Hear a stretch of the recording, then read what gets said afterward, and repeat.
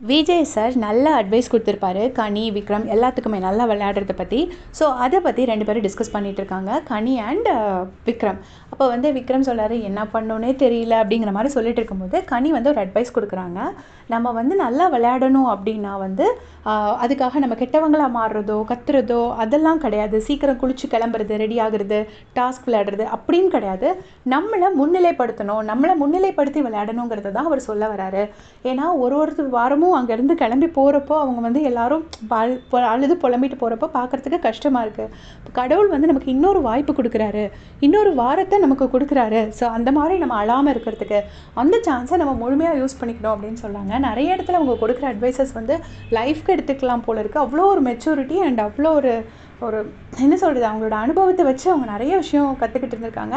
எப்போவுமே வந்து elder child அப்படி தான் இருப்பாங்க. வீட்டில் மூத்தவங்களாக இருந்தாங்கனாலே நிறைய பொறுப்பு சின்ன வயசுலேயே சுமந்திருப்பாங்க. ஸோ நிறைய அனுபவம் கிடச்சிருக்கும்.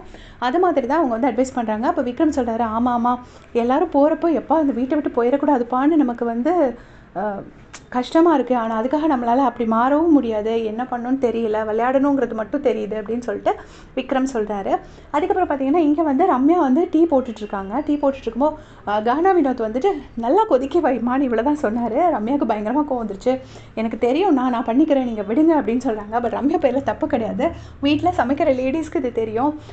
யாராச்சும் ஒரு பெரியவங்க யாராவது வந்துட்டு அப்படி பண்ணு இப்படி பண்ணுன்னு சொன்னால் நமக்கு கடுப்பாக வரும். எனக்கு தெரியும், நான் பண்ணிக்கிறேன் அப்படி தான் சொல்லுவாங்க எல்லாருமே. அது இயற்கை தான். அதை தான் வந்து ரம்யா சொல்கிறாங்க. கானா வினோத்க்கு என்னன்னா, நம்ம ஒன்றுமே சொல்லலையே, கொஞ்சம் கொதிக்க வச்சு குடின்னு தானே சொன்னோம், அதுக்கே இந்த பொண்ணு இந்த தொழுதுங்கிற மாதிரி கானா வினோத்க்கு இருக்குது. ஸோ அவர் சொல்லிவிட்டு அப்படியே போயிட்டாரு. ஏம்மா விட்டுருமா அப்படின்னு சொல்லிட்டு போயிட்டாரு. அப்போ அவங்க வந்துட்டு ரம்யா சொல்கிறாங்க, எனக்கு தெரியும், நானே கொதிக்க வச்சாதான் டீயை குடிப்பேன், ஸோ கொதிக்க வைக்காமல் இருக்க மாட்டேன் அப்படின்னு சொல்லிட்டு ரம்யா சொல்கிறாங்க. அப்போ அவர் சொல்கிறார், இல்லை நீ ஆஃப் பண்ணியிருந்தா தான் சொன்னேன் அப்படின்னு சொல்கிறாரு. அவர் கவனிக்காமல் சொல்லிட்டார் போல இருக்கு.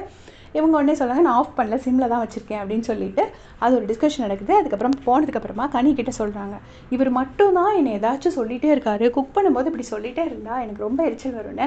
உங்களுக்கும் இதை ஃபேஸ் பண்ணியிருக்கீங்களா? நீங்கள் குக் பண்ணும்போது யாராச்சும் ஏதாச்சும் சொன்னால் உங்களுக்கு எரிச்சல் வருமானு மறக்காமல் கமெண்ட் செக்ஷனில் சொல்லிட்டு போங்க. தேங்க்ஸ் ஃபார் வாட்சிங்.